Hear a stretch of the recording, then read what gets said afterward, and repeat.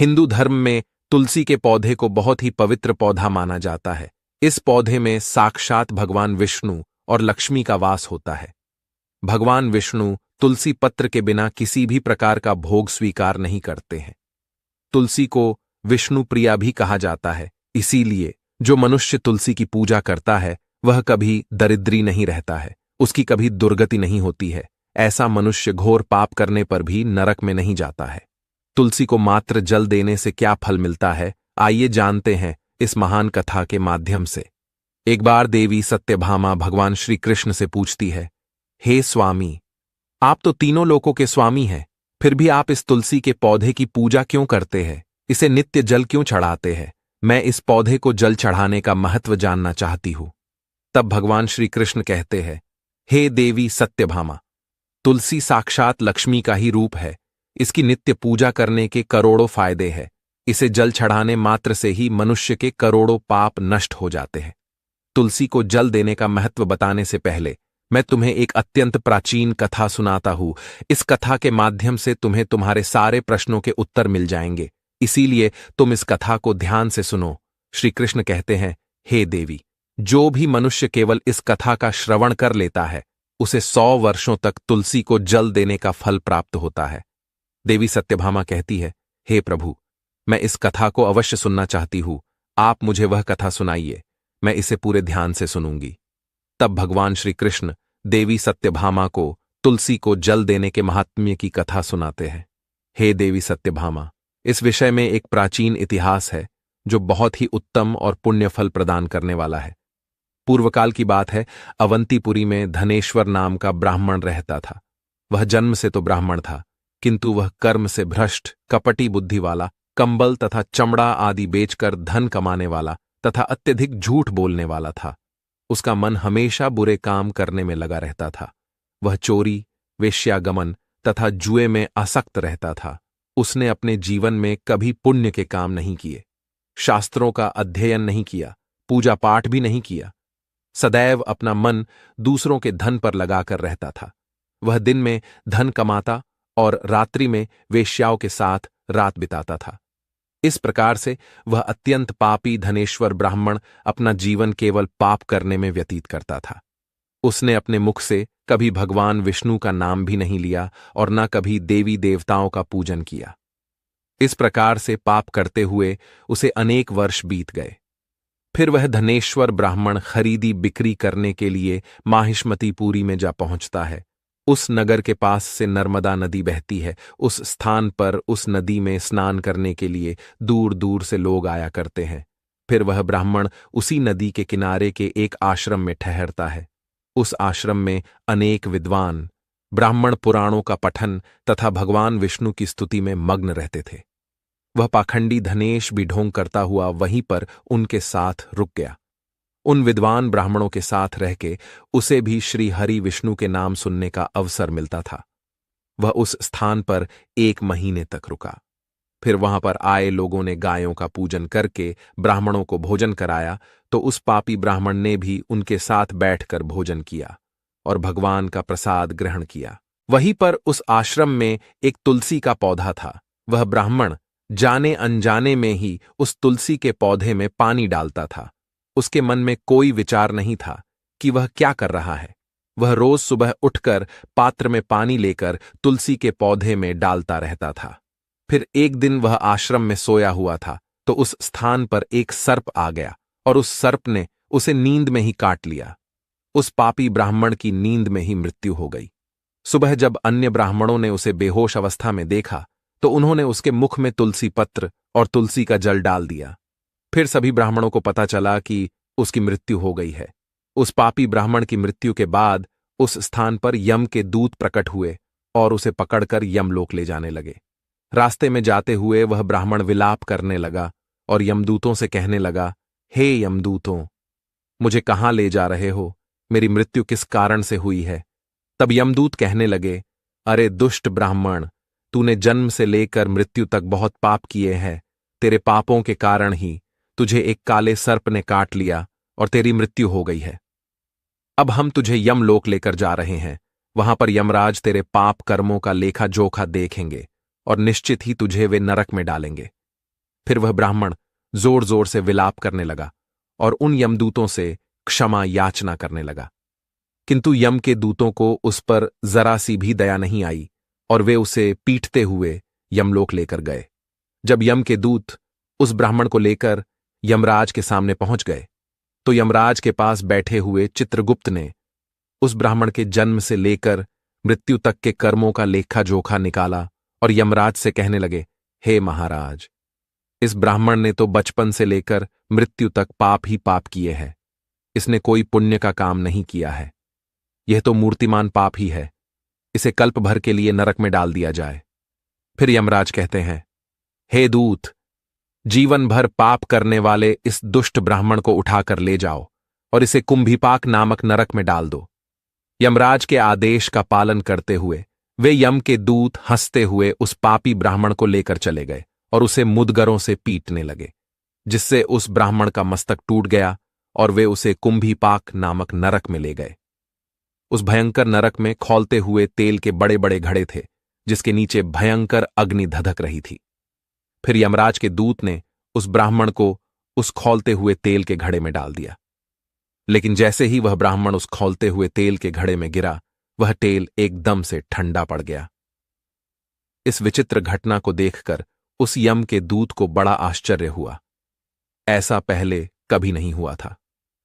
उसने कितने ही पापियों को उस तेल के घड़े में डाला था, वे सभी उस खौलते तेल में गिरकर छटपटाने लगते थे। लेकिन जैसे ही वह ब्राह्मण गिरा, वह तेल अचानक से शांत और शीतल हो गया।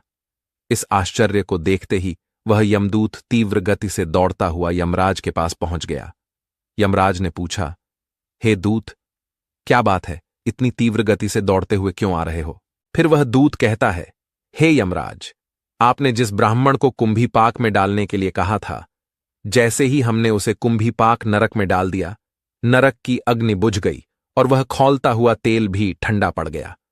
फिर यमराज कहते हैं, हे दूत, यह तो बड़ी ही विचित्र घटना है। ऐसा तो पहले कभी नहीं हुआ। यमराज विचार कर रहे होते हैं, तभी उस स्थान पर देवर्षि नारद पधारते हैं। देवर्षि नारद को देखकर यमराज अत्यंत प्रसन्न होते हैं और उन्हें प्रणाम करके उनका स्वागत करते हैं। फिर यमराज नारद जी से कहते हैं, हे देवर्षि, आप उचित समय पर आए हैं। हमने आज एक अत्यंत पापी ब्राह्मण को कुंभीपाक नरक में गिराया है, किंतु उसके गिरते ही नरक की अग्नि ठंडी पड़ चुकी है और खौलता हुआ तेल भी शीतल बन गया है।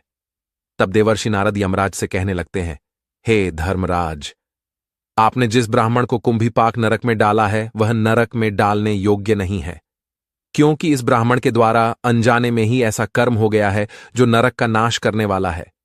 जो मनुष्य पुण्य करने वाले लोगों के साथ रहता है, उसे उनके पुण्य का भाग अवश्य मिलता है, और यह ब्राह्मण तो 1 महीने तक भगवान विष्णु के भक्तों के साथ रहा है। इस ब्राह्मण में आश्रम में रहते हुए नित्य तुलसी को जल अर्पण किया है, इसीलिए यह बहुत बड़ा पुण्यवान बन गया है। इसके समस्त पाप नष्ट हो गए हैं। यह ब्राह्मण अब विश्वलोक जाने का अधिकारी बन गया है। इस ब्राह्मण ने अनजाने में ही इतना पुण्य कमाया है जो जन्म जन्मांतरों में मनुष्यों को प्राप्त नहीं होता है। इसीलिए आप इसे नरक में न पकाओ। इस ब्राह्मण के पापों के लिए इसे केवल इतना दंड दो, इसे नरक लोक का दर्शन कराओ। देवर्षि की बात सुनकर यमराज अत्यंत प्रसन्न होते हैं और ब्राह्मण को कुंभीपाक नरक से निकालकर लाते हैं और अपने दूतों से कहते हैं, हे दूत, इस ब्राह्मण महात्मा को ले जाओ और संपूर्ण नरकों का दर्शन कराओ। फिर यम के दूत उस ब्राह्मण को ले जाते हैं और संपूर्ण नरकों का दर्शन कराने लगते हैं। भगवान श्री कृष्ण कहते हैं, हे देवी सत्यभामा, इस प्रकार से यम के दूत उस ब्राह्मण को संपूर्ण नरकों का दर्शन कराते हैं और यक्षलोक में ले जाते हैं, और फिर वह ब्राह्मण एक यक्ष बन जाता है। श्री कृष्ण कहते हैं, हे देवी, वनस्पति नाम तुलसी, मासा नाम कार्तिकः प्रिय, एकादशी तिथि नाम च क्षेत्राणाम द्वारका मम। वनस्पतियों में मुझे तुलसी प्रिय है, मास में कार्तिक मास, तिथि में एकादशी और क्षेत्र में मुझे द्वारका प्रिय है। इसीलिए जो मनुष्य नित्य तुलसी की पूजा करता है, तुलसी को जल देता है, वह मुझे सबसे अधिक प्रिय है। उस मनुष्य की कभी दुर्गति नहीं होती है, वह कभी नरक में नहीं गिरता है। जिन घरों में तुलसी का पौधा सदैव ही हरा भरा रहता है, उस घर में सुख शांति और समृद्धि बनी रहती है। भगवान विष्णु की पूजा में और उन्हें चढ़ाए जाने वाले भोग में तुलसी के पत्र अवश्य होने चाहिए, क्योंकि तुलसी पत्र के बिना भगवान विष्णु किसी भी प्रकार का भोग स्वीकार नहीं करते हैं। इसीलिए प्रत्येक घर में तुलसी का पौधा अवश्य होना चाहिए। अगर आपके घर में तुलसी है तो सुख, शांति और समृद्धि के लिए तुलसी को चुनरी अवश्य चढ़ानी चाहिए। हमेशा ध्यान रहे कि तुलसी का पौधा चुनरी के बिना अधूरा होता है। तुलसी केवल एक पौधा नहीं है, बल्कि वह देवी है, विष्णु पत्नी है। इसीलिए तुलसी को चुनरी अवश्य ही चढ़ानी चाहिए। इससे पति पत्नी में प्रेम और विश्वास बढ़ता है। घर में रहने वाली महिलाएं सदा सुहागिन और सौभाग्यशाली रहती है। तुलसी का विवाह भी अवश्य करना चाहिए। इससे मनुष्य के सभी दुखों का अंत होता है और सांसारिक जीवन सुखमय बीतता है। तुलसी के पौधे के पास अपने मुख से अपशब्द नहीं बोलने चाहिए। तुलसी के पास भूल से भी जूते, चप्पल अथवा झाड़ू, पोंछा नहीं रखना चाहिए। इसे पाप माना गया है। जहां पर तुलसी का पौधा हो, उस स्थान के आसपास थूकने से घोर अनर्थ होता है। तुलसी के पास जल से भरा हुआ पात्र भी नहीं रखना चाहिए। तुलसी के पौधे के पास दीपक जलाने के बाद दीपक को वहां से हटा देना चाहिए, क्योंकि तुलसी के नीचे बुझा हुआ दीपक रखना अशुभ माना जाता है। जिस स्थान पर भी तुलसी का पौधा होता है, उस स्थान को हमेशा ही स्वच्छ रखना चाहिए। इसीलिए नियमित रूप से तुलसी के पौधे का पास साफ सफाई का ध्यान रखें। तुलसी के पौधे में शिवलिंग और गणेश जी की प्रतिमा नहीं रखनी चाहिए। साथ ही तुलसी के गमले में अन्य किसी भी प्रकार का पौधा भी लगाना अशुभ होता है। तुलसी के पौधे के पास कपड़े भी नहीं सुखाने चाहिए, अन्यथा कपड़ों से गंदा पानी तुलसी के पौधे पर गिर सकता है। ध्यान रहे, तुलसी के पौधे को नाखून से नहीं तोड़ना चाहिए। इससे तुलसी का अपमान होता है। यदि तुलसी के पत्ते सूख कर गिर जाते हैं तो उन्हें कचरे में नहीं फेंकना चाहिए। उन पत्तों को आप तुलसी की मिट्टी में ही दबा दें। रविवार के दिन तुलसी के पत्ते नहीं तोड़ने चाहिए और रविवार को तुलसी को जल भी नहीं चढ़ाना चाहिए। बाकी अन्य दिन नित्य बिना चुके तुलसी को सुबह जल देना चाहिए और शाम के समय एक दीपक जलाना चाहिए। अक्सर महिलाएं स्नान के बाद अपने बाल खुले रखकर ही तुलसी को जल देती है। ऐसा करना गलत होता है। महिलाओं को हमेशा ही अपने बाल बांधकर माथे पर सिंदूर लगाकर ही तुलसी में जल देना चाहिए। इससे तुलसी का आशीर्वाद प्राप्त होता है। घर में तुलसी का पौधा लगाते समय ध्यान रहे कि इसके लिए गंदी मिट्टी का उपयोग न करें। तुलसी के पौधे के लिए शमशान की अथवा गंदगी वाले स्थान की मिट्टी का कभी उपयोग नहीं करना चाहिए।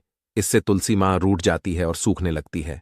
तुलसी का पौधा कभी गंदे स्थान पर नहीं लगाना चाहिए, जैसे नाली अथवा बाथरूम के पास तुलसी का पौधा कभी नहीं रखना चाहिए, अन्यथा गंदा पानी तुलसी के पौधे में गिर सकता है, जो बहुत ही अशुभ माना गया है। घर में तुलसी का पौधा कभी सूखना नहीं चाहिए। शास्त्रों में ऐसी मान्यता है कि तुलसी का पौधा सूखना अकाल मृत्यु की सूचना देता है। घर में तुलसी का पौधा सूख जाए तो घर की सुख समृद्धि खत्म हो जाती है। सूखी हुई तुलसी में मां लक्ष्मी का वास नहीं होता है। शास्त्रों के अनुसार मासिक धर्म के दौरान महिलाओं को तुलसी के पौधे में पानी नहीं डालना चाहिए और तुलसी को स्पर्श करना भी वर्जित है। तुलसी को बिना स्नान किए जल नहीं देना चाहिए और पैरों में चप्पल आदि पहनकर भी तुलसी को जल ना दें।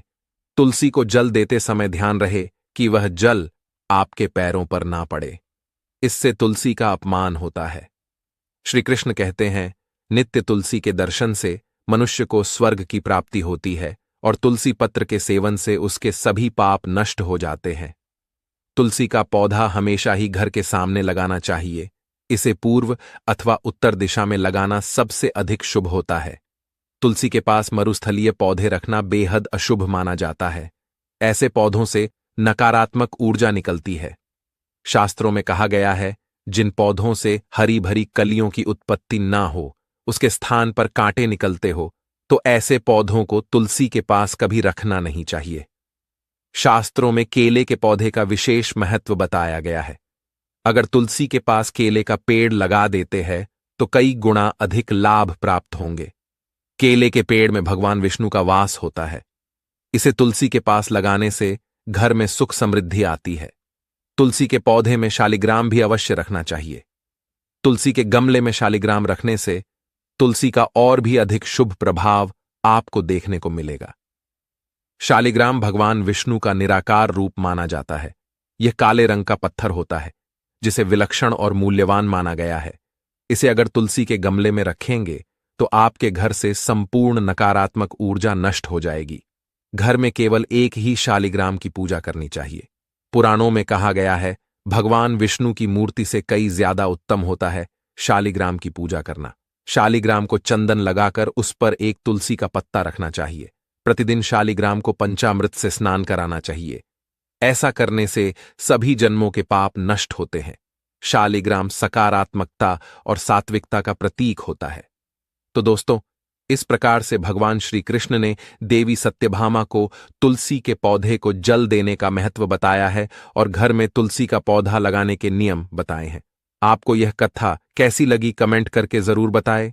जानकारी अच्छी लगी तो वीडियो को लाइक जरूर करें। साथ ही कमेंट में जय श्री कृष्ण और जय मां तुलसी जरूर लिखें। आपसे विनती है कि आप इस चैनल को सब्सक्राइब जरूर करें ताकि ऐसी ही आध्यात्मिक जानकारी आपको प्राप्त हो। आप सभी का धन्यवाद। प्रिय भक्तों, तुलसी माता इस वीडियो को जो भी सच्चे दिल से लाइक करे, इस चैनल को सब्सक्राइब करे, उसके घर में आप स्थायी रूप से निवास करें, उसकी झोली खुशियों से भर दें और उसके घर में कभी रुपयों पैसों की कमी ना होने पाए। तुलसी माता को जल देते समय बोलने चाहिए ये 3 शब्द जिनसे सभी मनोकामनाएं पूरी होती हैं। आज हम इस वीडियो में जानेंगे कि तुलसी माता को जल देते वक्त कौन से शब्द बोलने चाहिए। किसी समय की बात है, भगवान विष्णु विश्राम कर रहे थे। तभी देवी लक्ष्मी वहां आईं और भगवान विष्णु से तुलसी माता को जल देने के महत्व के बारे में पूछा। भगवान विष्णु ने उन्हें तुलसी माता को जल देने के महत्व को विस्तार से बताया। तब देवी लक्ष्मी ने कहा, हे स्वामी, आपने मुझे तुलसी माता के महत्व के बारे में बताया, लेकिन अब मैं ये जानना चाहती हूँ कि तुलसी माता को जल कैसे देना चाहिए, उनकी सेवा की सबसे श्रेष्ठ विधि क्या है और जल देते समय कौन सा मंत्र बोलना चाहिए। भगवान विष्णु ने उत्तर दिया, प्रिय देवी, जैसा कि मैंने तुम्हें तुलसी माता के महत्व के बारे में बताया, उसी तरह तुलसी माता को जल देते समय बोला जाने वाला मंत्र भी बहुत महत्वपूर्ण है। ये मंत्र 3 शब्दों का है, लेकिन इसका असर अत्यंत शुभ और कल्याणकारी है। जो भी रोज तुलसी माता को जल देते समय इन 3 शब्दों का उच्चारण करेगा, उसके घर में मां लक्ष्मी का वास होगा, उसकी दरिद्रता समाप्त हो जाएगी और उसे अपार धन धान्य की प्राप्ति होगी। मंत्र के महत्व को बताते हुए भगवान विष्णु ने कहा, इस मंत्र का महत्व सुनने से ही मनुष्य के सभी पाप नष्ट हो जाते हैं। उसे हजारों वर्षों तक तुलसी माता को जल देने के पुण्य का फल मिलता है। फिर भगवान विष्णु ने देवी लक्ष्मी को एक कथा सुनाई। उन्होंने कहा, दक्षिण दिशा में यमनगरी नामक एक नगर था, जहां रमेश नामक एक ब्राह्मण रहता था। वह अत्यंत पापी और गलत कामों में लिप्त व्यक्ति था। जन्म से ब्राह्मण होते हुए भी वह धार्मिक कार्यों से दूर रहता था। न वह पूजा करता, न ध्यान, न जप और न ही किसी का सत्कार करता। वह मदिरापान और मांसाहार भी करता था और हमेशा अनैतिक कार्यों में व्यस्त रहता था। और वह ब्राह्मण दिन में खेत में काम करके पत्ते बेचकर अपनी जीविका चलाता था और रात में वेश्याओं के पास जाता था। इस तरह उसने अनेक वर्षों तक अपना जीवन इसी पापपूर्ण तरीके से बिताया।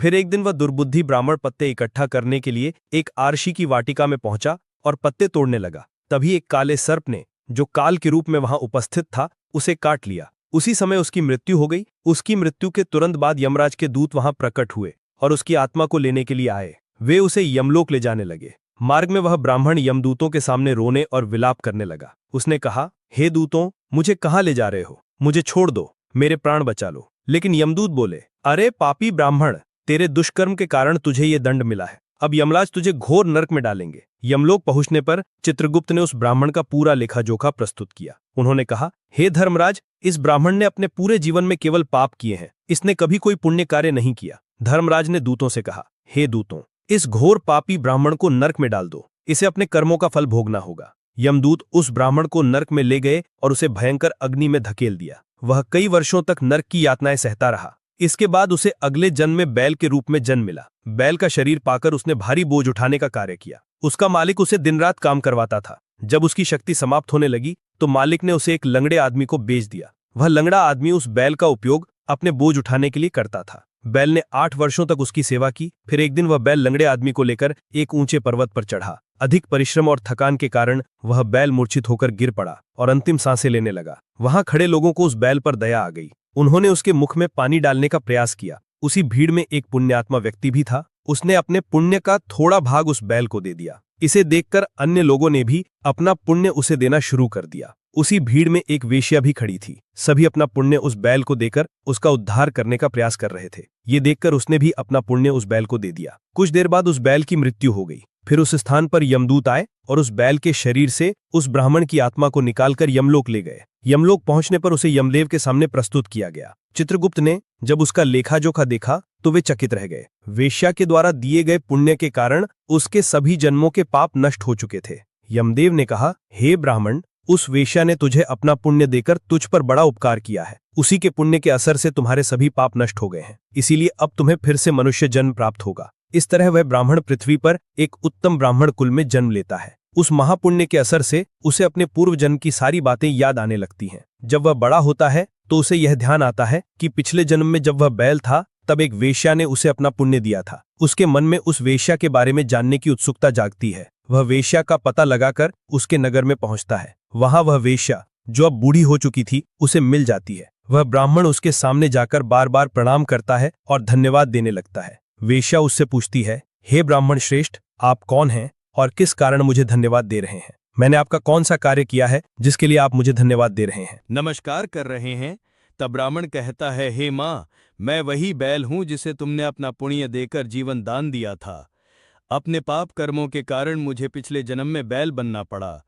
उस पर्वत पर जब मैं अंतिम सांसें ले रहा था तब तुमने अपना पुण्य मुझे दे दिया था। उसी पुण्य के असर से ही आज मुझे फिर से मनुष्य जन्म मिला है और अपने पूर्व जन्म की सारी बातें याद हैं। किंतु हे माँ, मैं यहाँ ये जानने आया हूँ कि तुमने मुझे कौन सा पुण्य दिया था जिससे मेरे सभी पाप नष्ट हो गए। मैं उस पुण्य के बारे में जानना चाहता हूँ। तब वैश्या ने कहा, हे ब्राह्मण श्रेष्ठ, मैंने तो अपने जीवन में कोई पुण्य का कार्य नहीं किया है, पर मेरे घर में एक तोता है जो पिंजरे में रहकर हमेशा कुछ बोलता रहता है, जिसे सुनकर मेरा अंतःकरण पवित्र हो गया। वही मंत्र मैंने आपको पुण्य स्वरूप दान किया। फिर वो वैश्य और ब्राह्मण उस तोते के पास गए और उससे पूछने लगे, हे शुक, तुम कौन सा मंत्र बोलते हो जिससे हमारे जीवन का उद्धार हुआ? ये मंत्र तुम्हें किसने सिखाया और इसका क्या अर्थ है? तब उस तोते ने अपने पूर्व जन्म का वृत्तांत सुनाना शुरू किया। वो बोला, हे ब्राह्मण श्रेष्ठ, पिछले जन्म में मैं एक ब्राह्मण था। मुझे अपने ज्ञान का बहुत घमंड था। मैंने कभी गुरुजनों का सम्मान नहीं किया बल्कि उनका बार बार अपमान किया। अपने अहंकार के कारण मेरा स्वभाव क्रोधी और द्वेषपूर्ण हो गया। मैं सभी को तुच्छ समझने लगा और विद्वानों का भी अपमान करता था। कालांतर में मेरी मृत्यु हो गई और मुझे यमलोक ले जाया गया। पूज्य व्यक्तियों और गुरुजनों का अपमान करने के कारण मुझे तोते के कुल में जन्म लेना पड़ा। तोते के रूप में जन्म लेने के बाद छोटी अवस्था में ही मेरे माता पिता का साथ छूट गया। मैं अकेला पेड़ के डाल पर बैठकर रो रहा था। तभी कुछ मुनि उस मार्ग से जा रहे थे। उन्होंने मेरी दयनीय स्थिति देखी और मुझे अपने आश्रम ले आए। आश्रम में उन मुनियों ने मुझे एक सुंदर पिंजरे में रखा और मेरी देखभाल की। वे मुझे प्रतिदिन भोजन कराते और मुझसे स्नेह करते थे। उस आश्रम में वे मुनि, उनकी पत्नियां और बच्चे प्रतिदिन तुलसी माँ के पौधे को जल अर्पित करते और एक मंत्र का जाप करते थे। उनके मुख से बार बार वो मंत्र सुनकर मैंने उसे याद कर लिया। तब से मैं उसी मंत्र का जाप करता हूँ। इस मंत्र के असर से मेरे जीवन में सकारात्मक बदलाव आने लगे। मुझे अपने कर्मों का पश्चाताप हुआ और मेरी मृत्यु भी टल गई। मेरी आयु 100 वर्ष हो गई और इतने वर्षों तक मैं जीवित रहा। एक दिन रात के समय एक चोर उस आश्रम में आया और मुझे वहां से चुरा लिया। बाद में इस वैश्या ने उस चोर से मुझे खरीद लिया। वैश्या के घर आने के बाद भी मैं वही मंत्र बोलता रहा। इस मंत्र को सुनकर इस वैश्या का अंतःकरण पवित्र हो गया।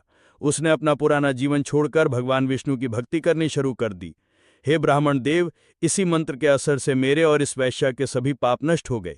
यही मंत्र आपको भी पाप मुक्त कर चुका है। इस तरह तोते ने उस ब्राह्मण और वैश्या को पूरा वृत्तांत सुना दिया। ये ब्राह्मण और वैश्या दोनों बहुत प्रसन्न हुए। उन्होंने तय किया कि अब वे प्रतिदिन तुलसी माँ को जल अर्पित करेंगे और उस मंत्र का जाप करेंगे। कुछ समय बाद उस ब्राह्मण, वैश्य और तोते ने मंत्र के असर से दिव्य विमानों में बैठकर विष्णु लोक की यात्रा की। भगवान विष्णु ने देवी लक्ष्मी से कहा, हे देवी, देखा आपने, केवल तुलसी माँ के मंत्र के असर से उस तोते, वैश्य और ब्राह्मण के सभी पाप नष्ट हो गए। इसीलिए हर व्यक्ति को प्रतिदिन तुलसी माँ को जल अर्पित करते हुए इस मंत्र का जाप जरूर करना चाहिए। वो मंत्र इस तरह है, ओम वृंदावनाय स्वाहा, ओम वृंदावनाय स्वाहा। जो स्त्री प्रतिदिन तुलसी माँ के सामने इस मंत्र का उच्चारण करेगी वो सौभाग्यशाली बनेगी। जो पुरुष इसका जाप करेगा उसे अक्षय धन की प्राप्ति होगी। जिस घर में प्रतिदिन तुलसी माँ की पूजा होगी वहां लक्ष्मी जी का सदा वास रहेगा। तुलसी माँ का ये मंत्र फलदायी और सिद्धियों को प्रदान करने वाला है। स्त्रियों को स्नान के बाद बाल बांधकर मांग में सिंदूर लगाकर तुलसी माँ को जल चढ़ाना चाहिए। साथ ही तुलसी माँ की परिक्रमा करनी चाहिए।